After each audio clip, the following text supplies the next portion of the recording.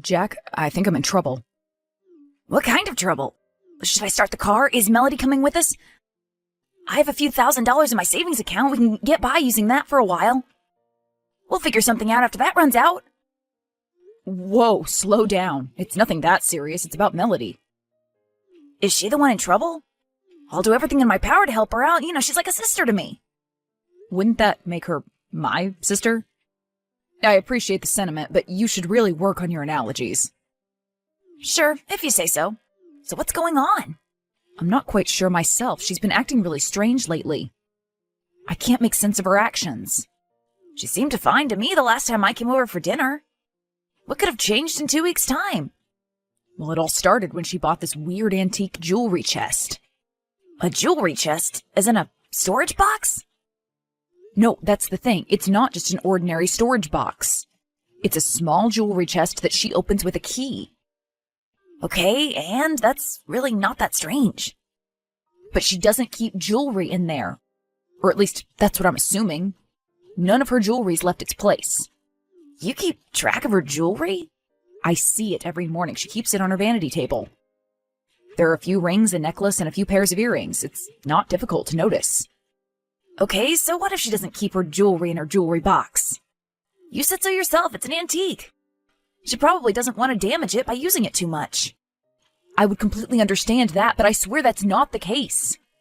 She asked me to never even attempt to open it when she's gone, not even to take a peek inside. I would also get that. She's the one who bought it. I respect her wishes. But, and this is the most bizarre part of this whole thing, every night when she thinks I've fallen asleep, she gets up, opens the chest, takes something out of it, and starts crying silently. All right, I agree. That is kind of strange. Have you asked her about it? I have, but every time I do that, she gets very defensive and says she doesn't remember doing that. At first, I thought she could have been sleepwalking, so I tried talking to her when she unlocked the chest, but she quickly locked the chest and went back to sleep. We've been living together for 3 years now, and she's never done anything like this before. What do you think she keeps hidden in there? Letters. I caught a glimpse of what she was holding, and I'm pretty sure it was a letter. I didn't want to jump to conclusions, but I'm starting to get worried. Do you seriously believe she'd ever cheat on you? Is that what you're insinuating? I don't think she'd cheat on you using love letters. I mean, come on, it's the 21st century, for God's sake. You just need to trust her more. I'm not saying that she's cheating on me. I'm just worried that she may be in trouble. I don't understand why she doesn't feel like confiding in me. Well, you already tried asking her directly. How about you just open that box? I can't do that. Why not? Well, she asked me specifically not to look. I promised her I wouldn't. I have to honor my word. In that case, should I be the one to open it? I can come over when she's at work. That way you won't break your word. I don't think that's any better. Maybe I should try talking to her again. What makes you think it'll work this time? I don't see another way. All right, suit yourself. Jack, I have no idea what I'm supposed to do. It's only been getting worse and worse. Is this about Melody's jewelry chest again? Yes. She started sneaking glances at it throughout the day. Now I hear suppressed laughter at night instead of crying. She spends more and more time at work. I don't know what to make of any of this. Have you tried talking to her again? I have, but she keeps telling me not to worry about it and changes the topic. Have you tried opening the chest? No, I haven't. Where does she keep the key? She leaves the key in the lock after locking it. So all you have to do is turn it a few times? Maybe you should really just open it and take a quick peek. You can put it back the way it was and she'll never know. I can't do that. She's deliberately keeping the key in there to show me that she trusts me not to open it. What are you going to do then? Are you just going to keep quiet and ignore her eccentric behavior? I guess so. At least she's not crying anymore. Whatever she's been dealing with, it must have gotten better. I don't get it. Why do you keep texting me and then completely disregarding my advice? I'm sorry. I guess I'm only trying to vent. It's frustrating not knowing what's going on. Do you know what's really frustrating?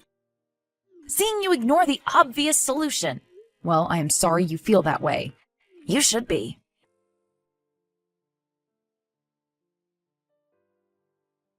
Hey, Alan, are you still at work? Yes, why? I'm at your place. I didn't know you were planning on visiting us. I wanted to surprise you. Though I figured you'd be back by now. I finished work in a few hours. Have you already forgotten your brother's schedule? I know we haven't been seeing each other all that often ever since you moved out of state, but that's still a little disheartening. Well, I know something that's sure to lift your spirits. But first, tell me, how's Melody been doing? Has she gone back to acting like her usual self? No, unfortunately not. Well, then you're going to love this news. I opened the chest. What?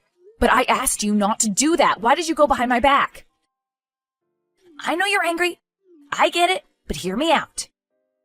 I found something really interesting inside the chest. I don't want to know. Not even if it meant you could save your girlfriend from a dangerous situation? What have you found? I couldn't see any love letters inside, that's for sure. Just a small piece of paper with a random address and a date scribbled hastily on it. And how does that mean Melody's in danger? Isn't it obvious? She's meeting up with someone at night in some remote place in the woods. If that doesn't scream danger to you, I don't know what will. Okay, well, you didn't specify the details. Should we just call 911? I know I was the one saying this was dangerous, but we shouldn't make rash decisions.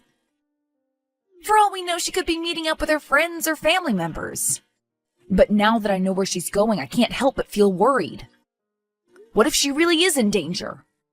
And I've been idling this whole time. I should have acted sooner. This note still doesn't prove anything. We should refrain from making a hasty judgment. We could be panicking for no reason. Why don't you ask her about this? I'm sure she'll explain everything. And what do I tell her? That my brother broke into our apartment and opened the chest without permission? She'd be furious. Well, you don't know that. Just try talking it out first. I guess you're right. I should at least give her a chance to explain herself. Exactly. You get it.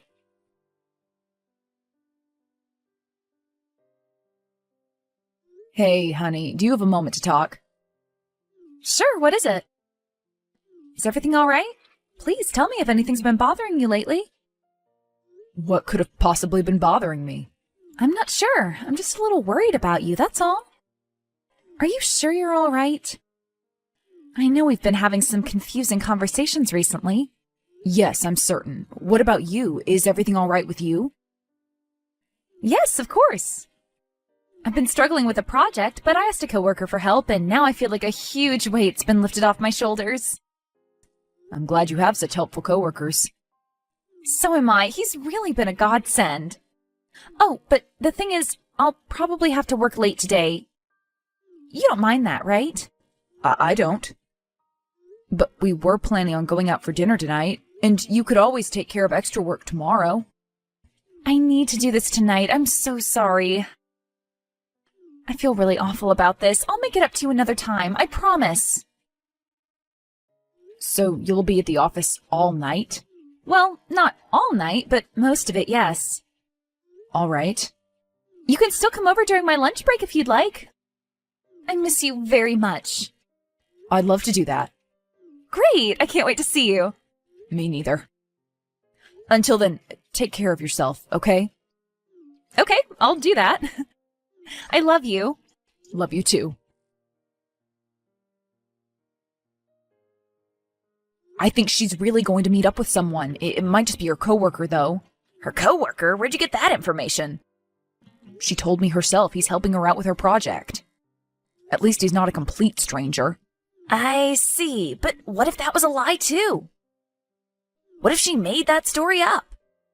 Do you think so? But why'd she do that? Do you think she might be in danger after all? There's only one way you can find out the truth. You need to drive there yourself and check.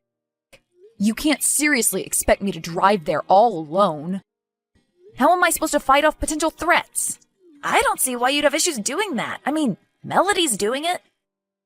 I'd love to go there with you, but I can't get there in time. She clearly has an appointment. I don't.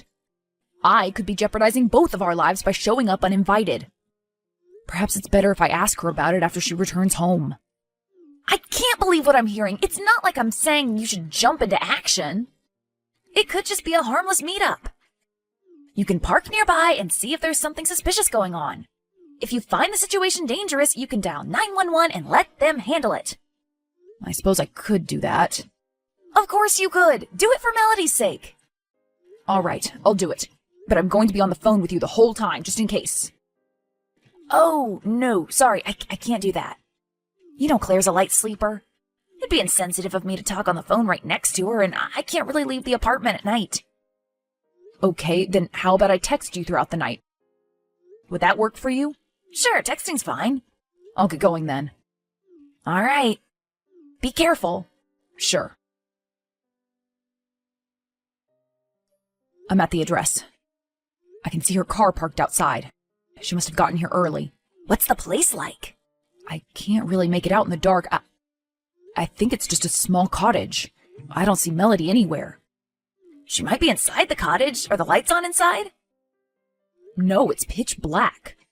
Her car is the only one parked outside. Maybe she came here alone to relax and unwind. Well, you're only looking at the entrance. There could be another one parked at the back. Should I circle it, or would that make my presence too obvious? It'd be too obvious. Do you hear any noise at all coming from the cottage? No, nothing. Then again, I am pretty far away and I am in the car, so... Maybe you should try calling Melody again. You could hear the sound of her ringtone. I really don't like this. I feel like a stalker. I should have just asked her up front. She could have easily lied to you. This way, at least you'll know she lied about staying at the office. I see your point, but even if I did call her, I doubt I'd hear her ringtone. And the cottage is pretty far away, and she usually keeps her phone on silent anyway. On silent? Really? Okay, now that's weird. Jack, please, this is a serious matter. I'm going to text her and see where she is. All right, do that. Let me know what she says, okay? I want to make sure everything's all right. Sure.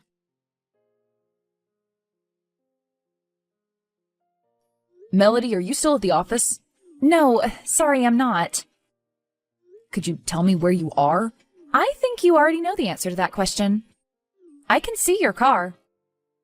All right, then let me ask you this. Why would you drive all the way here at night?